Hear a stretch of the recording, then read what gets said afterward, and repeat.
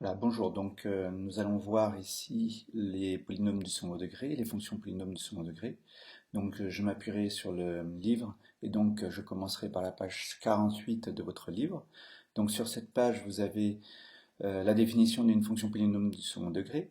Donc, une fonction polynôme du second degré, c'est indiqué en page 48, c'est une fonction qui est de la forme ax carré plus bx plus c. A, B et C étant trois réels. Voilà. On peut noter comme ça ou comme ça, je ne développerai pas. Pourquoi? Ici, un exemple, on peut considérer la fonction f de x égale x carré plus 2x moins 3. J'ai choisi arbitrairement a égale 1, b égale 2 et c égale à moins 3. Nous avons ce qu'on appelle la forme développée. Ceci est appelé la forme développée de la fonction polynomiale du second degré. Voilà. Et en page 48, on vous explique comment déterminer la forme canonique ici, de cette expression, de cette fonction f. Alors la forme canonique, on voit qu'on a une formule à appliquer. La forme canonique est de la forme a x moins alpha au carré plus bêta, où alpha est défini ainsi et bêta ainsi. Donc on va voir dans l'exemple que nous avons ici comment obtenir la forme canonique. Donc la forme canonique, la formule est la suivante. Alpha est défini comme étant moins b sur 2a, bêta égale f de alpha. Donc comment trouver alpha? Simplement, alors A on le connaît déjà, c'est 1, alpha c'est moins B, donc moins 2 sur 2 fois 1, donc moins 2 sur 2, donc moins 1. Bêta c'est f de alpha, donc f de moins 1. Ici j'utilise cette forme, la seule que j'ai pour l'instant, pour déterminer la valeur de bêta. Donc je vais remplacer simplement x par moins 1, tout bêtement. Et je peux déterminer maintenant la fonction, la forme canonique de la fonction f définie ainsi. Donc la forme canonique c'est a c'est 1, donc je n'ai pas besoin de mettre quoi que ce soit. Moins alpha, donc moins moins 1, donc plus 1, au carré, plus bêta, donc moins 4. À partir de cette forme canonique, donc à partir des données de alpha et de bêta, on peut en déduire le tableau de variation de la fonction f, quand est-ce qu'elle est croissante et quand est-ce qu'elle est décroissante, ainsi qu'une idée de la représentation graphique. Donc on regarde page 48, cette fois-ci le petit 3. Ici on vous donne à partir de alpha et bêta le tableau de variation et une idée de la représentation graphique. Donc on va le faire. Ici, dans le cas présent, le tableau de variation de la fonction f, je mets alpha ici, donc moins 1. On est dans le cas où a égale 1, donc elle est strictement positif, donc les variations sont ainsi. C'est grâce à a. On a une forme pour la représentation graphique qui va être en U. Voilà. Comme ça, cette forme. Voilà.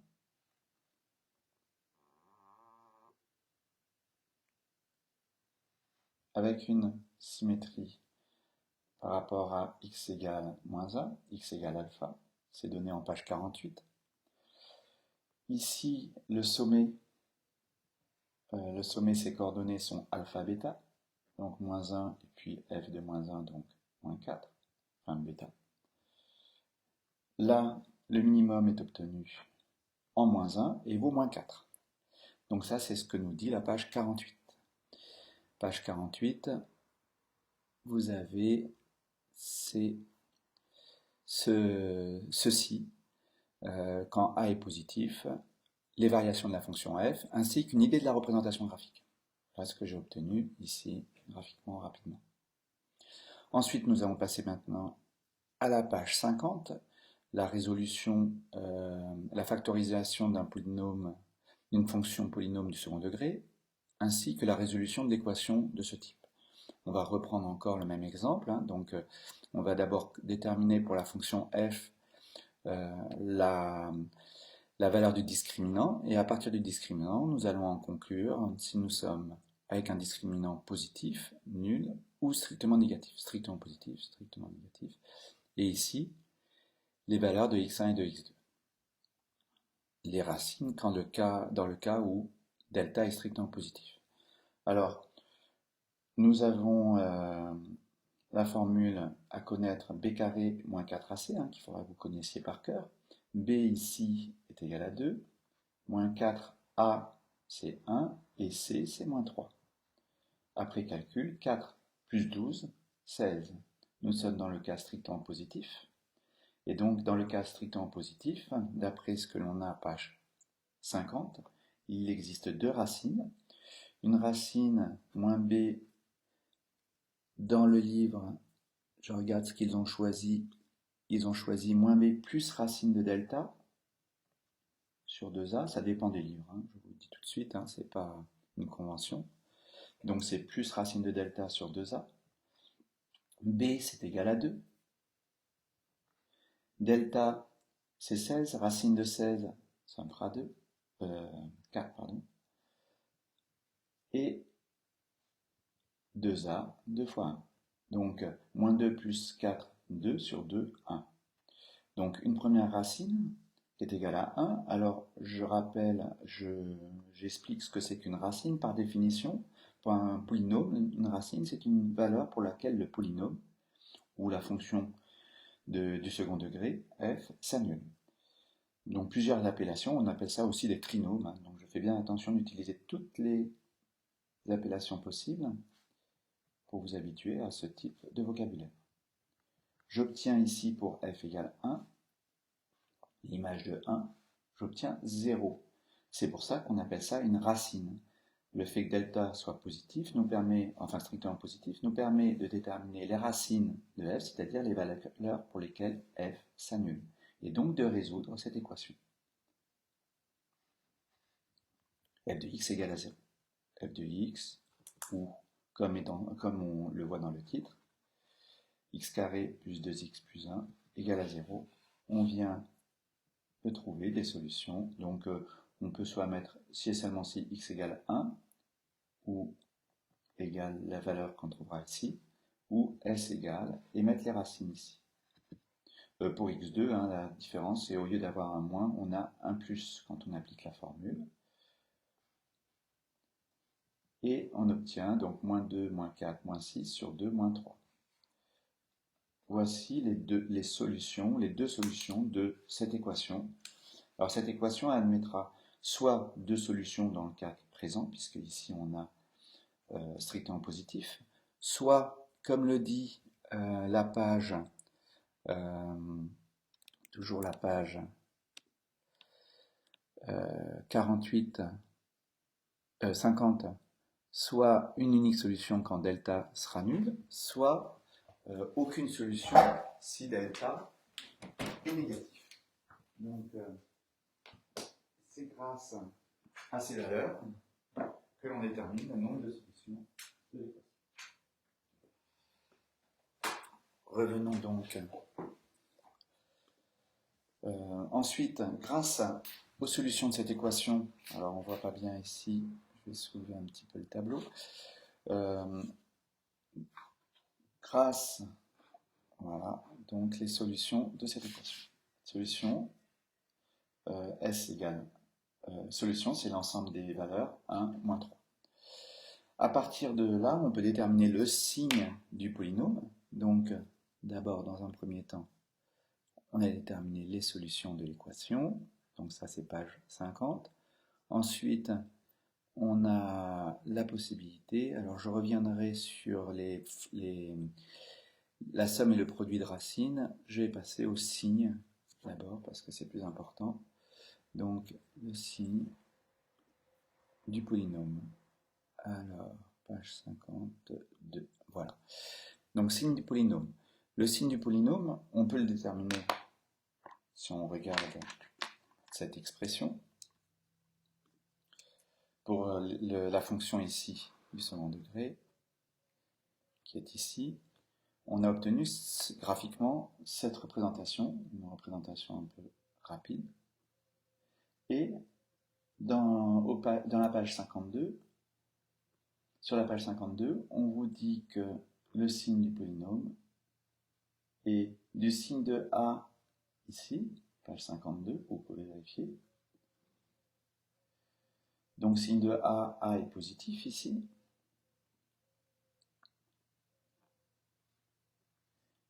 Donc à l'extérieur des racines, pourrait-on dire. Et entre les racines, c'est du signe de moins A, donc moins. Voici le signe de la fonction f. Donc sur moins l'infini, plus l'infini.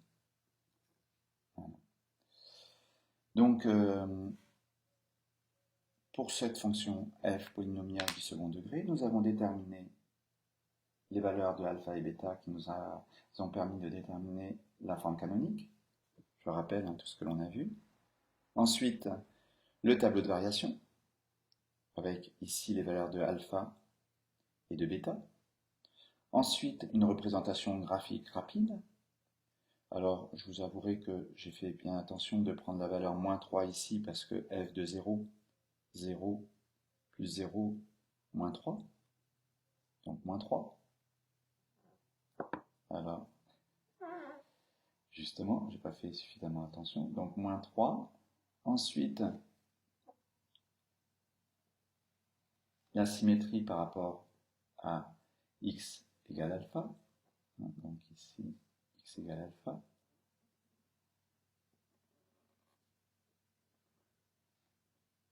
Voilà. Une symétrie. La fonction f s'annule ici en 1. Donc, voilà. Et en moins 3. Voilà.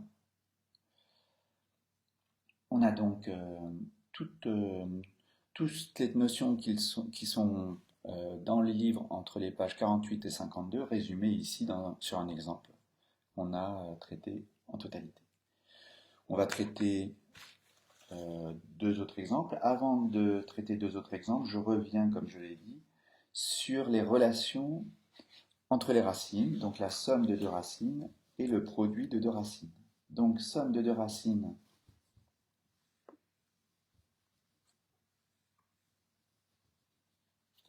la somme des racines, à partir du moment où on trouve delta, je ne rappelle pas comment on a fait un b carré moins 4ac, on avait trouvé delta égale à 16, strictement positif, il existe deux racines x1 et x2. Voilà.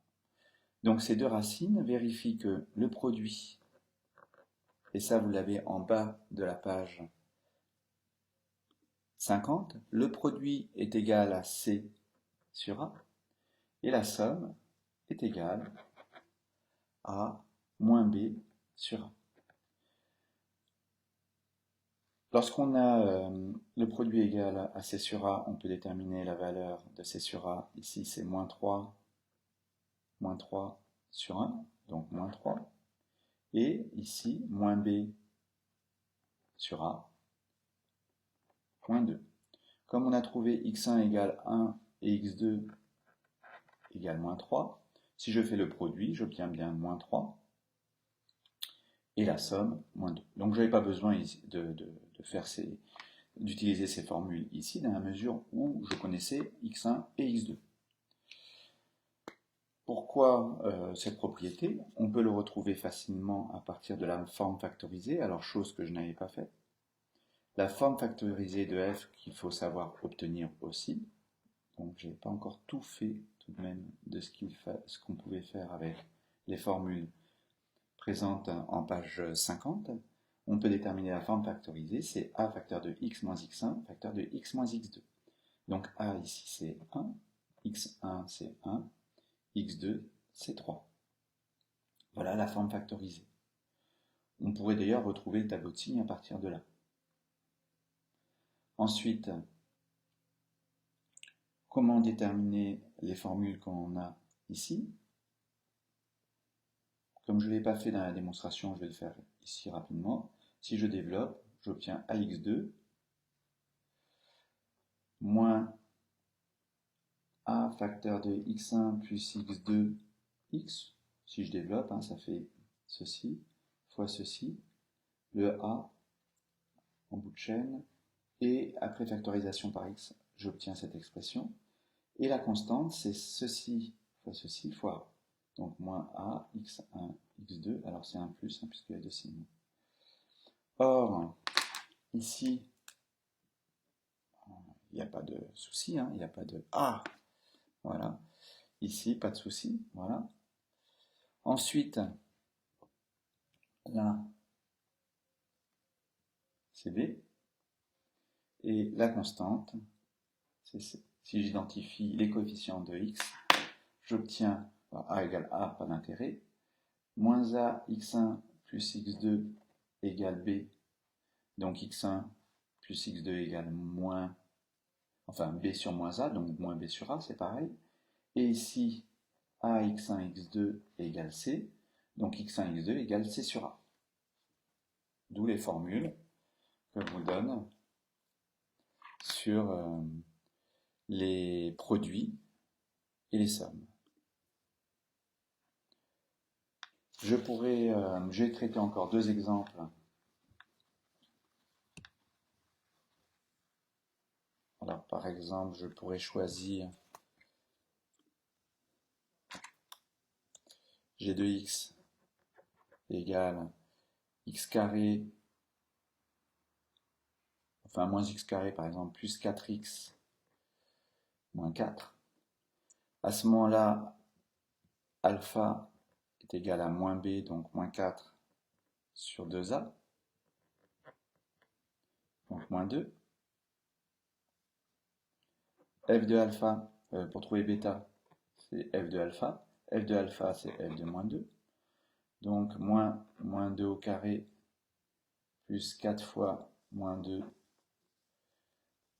moins 4. Ça fera moins 4, moins 8, moins 4. Ah, j'ai oublié le signe moins ici. Deux signes moins, donc plus. Excusez-moi. Donc plus 2. Donc 0 ici, puisque ça fera plus 8, moins 4, donc 0. Et ensuite, j'applique la formule qui me donne la forme canonique. La forme canonique, c'est A facteur de x moins alpha au carré plus bêta. A est égal à moins 1, donc moins x moins alpha, x moins 2 au carré, plus bêta, plus 0. Il se trouve qu'on a aussi une forme factorisée que l'on va retrouver quand on fera le discriminant. Donc là, c'était pour la forme canonique. Quand on fera le discriminant, alors avant de passer au discriminant, j'en profite pour faire le tableau de variation. Alpha 2, le A cette fois-ci est négatif, donc nous avons d'abord croissance puis décroissance. La valeur de bêta ici 0, moins l'infini, plus l'infini, g de x, pardon. La représentation graphique rapide de x, de g rapide, celle-ci. Donc, voilà.